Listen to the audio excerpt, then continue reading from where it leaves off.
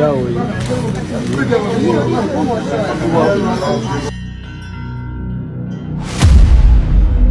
said I should be bathing with it every Thursday. When I used it for like a month, I didn't see anything, so I had to call him back that, sir, operatives of the anti-crime section of the Nigerian police attached to Fungbe Fagun police station, Ondo, have arrested a 24-year-old boutique seller over the possession of suspected human parts in Ondo town, the headquarters of Ondo West local government area of Ondo State.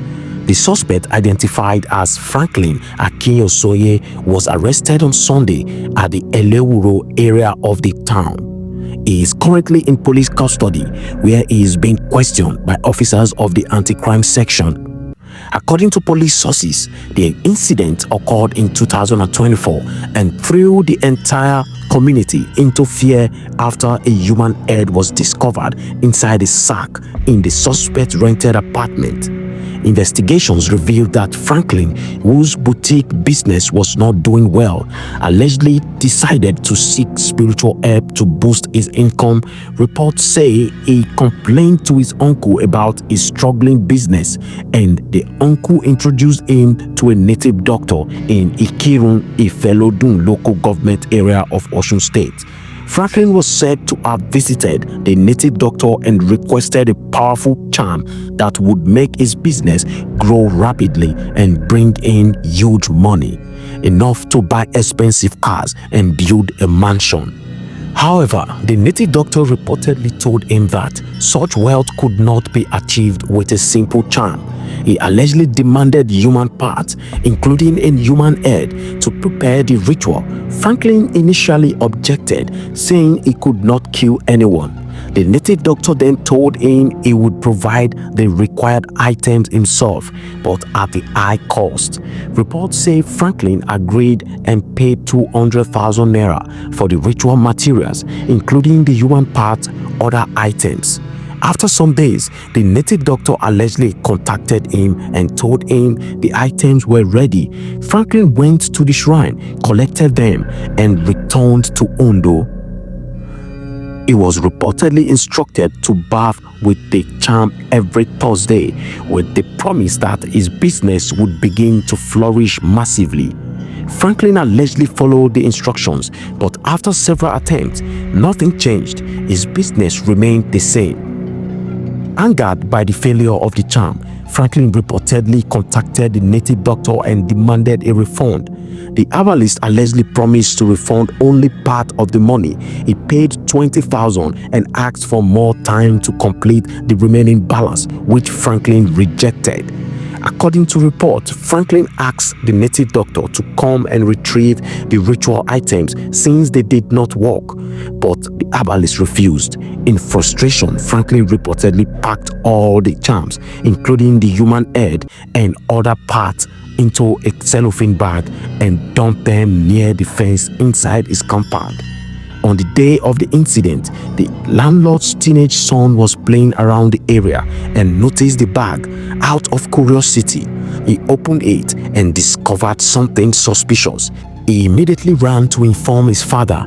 The landlord rushed to the spot and confirmed that a human skull was inside the sack. He immediately reported the matter to the police. When officers arrived at the scene, they waited for Franklin to return home. Upon his arrival, he was intercepted and arrested. A search conducted in his room led to the discovery of additional human parts, charms, and items suspected to contain human blood. During interrogation, Franklin reportedly admitted ownership of all the items found. He denied killing anyone and told the police that he bought the human part from a native doctor in Ikirun for ritual purposes. He also cleared the landlord of any involvement in the incident.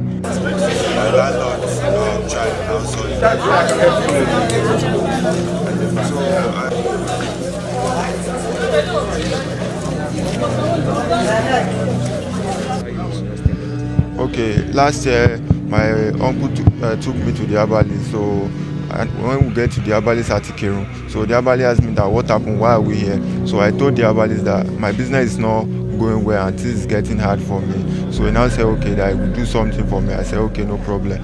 And I asked him that how much will you do it for me? So he now said I should bring 200,000. So when I got back to Ondo, so I transferred the 200,000 within 3 weeks to him. So when he now finished the work, he now called me that I should come and pick it. So that was around last year November. So and when I used it, he said I should be baiting with it every Thursday. When I used it for like a month, I didn't see anything, so I had to call him back that, sir, I need my money, this thing doesn't work and you should come and carry it. Then he refused to come and pick it up since then. So he already started paying me my money back, in which he has already sent me 20,000. He claimed that he would send me 60,000 out of the 200,000. So on this fateful day, I decided, which is on 6th of this month, July or August, that I will go and throw it away. So I had to drop it at my backyard. So I went out. When I now got back at night, my landlord child has already saw the bag and they have already called. Confirming the arrest, the divisional police officer in charge of Fungbe Fagun police station said the case would be transferred to Akure, Ondo State capital, after preliminary investigations are concluded. Police say investigations are ongoing to track down the native doctor who allegedly supplied the human parts. Residents of a busy neighborhood were left shocked and disturbed after a young woman was found behaving strangely by the roadside shortly after she was allegedly dropped off by a group of suspected internet fraudsters, commonly known as Yahoo Plus boys. The incident, which happened late in the evening, has raised serious concerns about ritual activities, exploitation, and the growing danger facing young women involved in hookup arrangements. According to eyewitnesses, the young woman was dropped off from a dark-colored vehicle along a quiet stretch of the road. At first, people around thought she was just another passerby or someone waiting for a ride. No one suspected anything was wrong. However, minutes later, residents began to notice that something was not right. Witnesses said the young woman started walking aimlessly. She appeared confused, disoriented, and unable to speak clearly. At some point, she reportedly sat on the bare ground, staring into space, as if she did not recognize where she was. People around initially assumed she might be drunk or under the influence of substances. But as time passed, her behavior became more alarming. According to shop owners nearby, the young woman began mumbling to herself. She struggled to stand properly and occasionally burst into tears for no clear reason. Some said she kept touching her head and chest as if she was in pain or discomfort. One resident said, "At first we thought she was just high or stressed, but later we knew something was seriously wrong. This was not normal behavior." As people gathered around her, someone tried to ask her where she was coming from, but she could barely respond. All she could say was that she had just come from a meeting and that she felt weak. It was at that point that suspicion began to grow. People who witnessed the drop-off said the men inside the car did not look back. They drove away as if they did not want to be seen or questioned. As the crowd grew, concerned residents tried to help the young woman. They gave her water and helped her sit comfortably, but instead of improving, her condition appeared to worsen. She reportedly complained of dizziness, chest tightness, and a burning sensation in her body. Some residents feared she may have been used for ritual purposes or drugged. Whispers quickly spread through the area that she might be a hookup girl who had just returned from meeting suspected Yahoo Plus boys. According to community sources, such arrangements are often kept secret and arranged online. Young women are invited under the promise of quick money, gift, or luxury experiences, but in many cases, the outcome is not what they expect. Residents said they have heard similar stories before, girls returning weak, confused, or traumatized after meeting unknown men who practice ritual activities alongside internet fraud. As of the time of this report, no arrests have been confirmed and the identity of the young woman remains protected. What remains clear, however, is that the incident has left a deep scar on the community. It serves as a chilling reminder that behind the flashy lifestyle often displayed online, there is a dark side that many do not see, one where human lives are treated as disposable.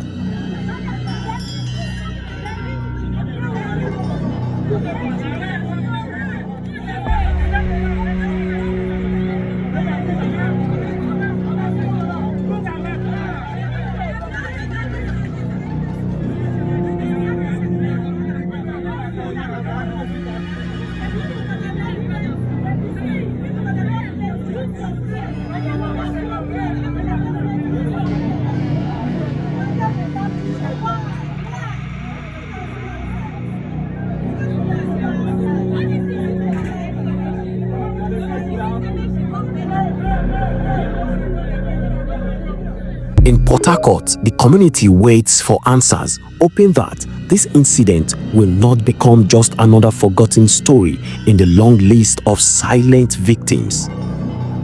Business activities were brought to a sudden halt in Yentown, Yenagoa, Bayelsa State, after a woman was apprehended by traders over a series of alleged fake bank transfer transactions. The incident happened during the day at one of the busiest commercial areas in the community where business owners rely heavily on mobile transfers for daily sales. According to eyewitnesses, the woman had reportedly been visiting shops in the area for weeks, purchasing goods and presenting bank transfer alerts as proof of payment. At first, no one suspected anything unusual, but things changed when several traders began comparing notes. Shop owners said they noticed a pattern. The same woman would make purchases, show a transfer alert on her phone, promise that the money would reflect shortly and then disappear. Hours later, the money would still not be credited. Some traders initially blamed network delays. Others thought it was bank-related issues, but as complaints increased, suspicion grew. According to reports, the woman was finally caught 2025 when she attempted to repeat the same method at another shop. This time, the business owner insisted on confirming the payment before releasing the goods. When the alert failed to reflect after several minutes, other traders were called in. Within moments, the woman was surrounded.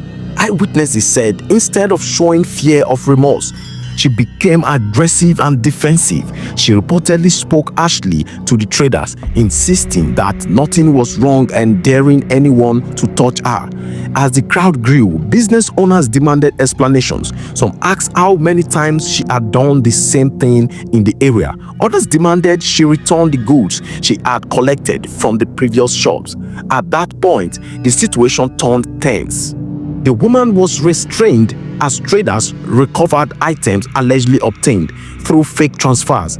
Videos recorded at the scene showed her being paraded by angry shop owners, yet she appeared stubborn, unapologetic, and defiant. Witnesses said she laughed at certain moments and spoke rudely to those questioning her. As security personnel were being contacted, the woman made a statement that left many people shocked. According to those present, she shouted, "I only stole. I did not kill anyone."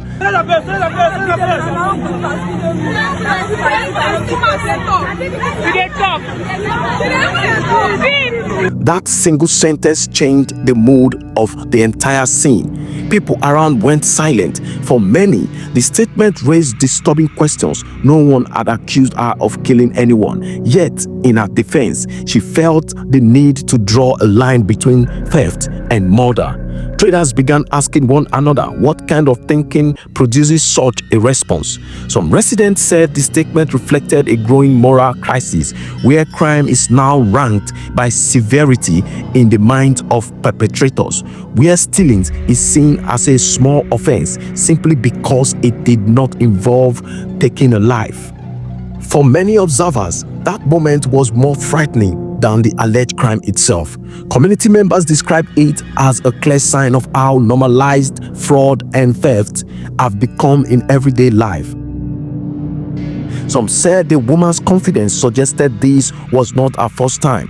Others believed she had done it so many times without consequences that she no longer feared public shame or arrest. Security sources later arrived to take control of the situation and disperse the crowd. The woman was handed over for further investigation, while traders were advised to document their losses and provide evidence. As calm slowly returned to Yen Town, conversations continued among shop owners and residents. Many expressed fear about the increased use of fake transfer alerts, especially in areas where cash transactions are becoming rare. Others focused on the deeper issue raised by the woman's statement. They asked, when did society reach a point where not killing someone is used as a defense for committing a crime? Community leaders warn that such thinking shows a dangerous erosion of values, where people no longer see harm beyond physical violence. They stress that financial crimes destroy livelihoods, trust, and survival for small business owners who depend on daily sales to feed their families. As investigations continue, traders in the area say they will now insist on confirmed payment before releasing goods, no matter how busy the market is. For many in Yen Town, the incident is more than just a case of fake transfer. It is a reminder that crime does not always come with weapons or blood, but it still leaves victims behind. And sometimes, the most shocking part is not the crime itself, but how casually it is defended.